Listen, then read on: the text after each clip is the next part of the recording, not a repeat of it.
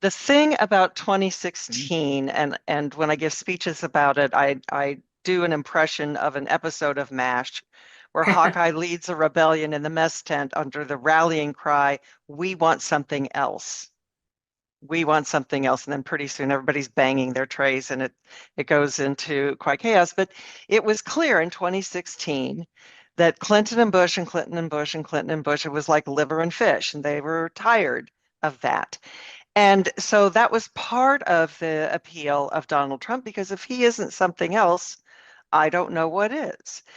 But now he's not something else. Now there is it's that again, this again. I've heard this before. It's the same thing. And Kamala Harris has assumed the mantle of something else. So I think trying to look at these elections, it's an interesting exercise. I'd need more work on Harry's numbers. One thing I want to say about 2016 in those three states is that the Clinton campaign, from my understanding, and Celinda, please help me if I don't have this right, had made an assumption that those three states would go blue.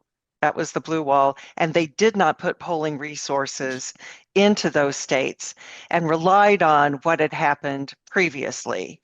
And the public polling that was released in those polls, this is a methodological thing, were mostly based, and this is in the early days, of panels. So people who volunteered to be polled, and I have some methodological questions about whether that gives you a very good read on that, or whether it just confirms what the state had done before. So there was just a huge flaw there.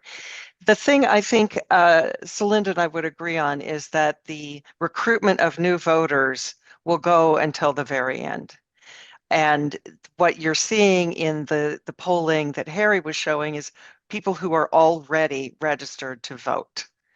And so it's not like likely voters, which is the way we go, which is we call people who random digit dial, and whether they're currently registered or not, if they say they will definitely vote, that's a likely voter to us. And I know there are people who quibble with that, but it means that you're not really getting a cross section of the future electorate. You're getting a cross section of the electorate that is eligible to vote today.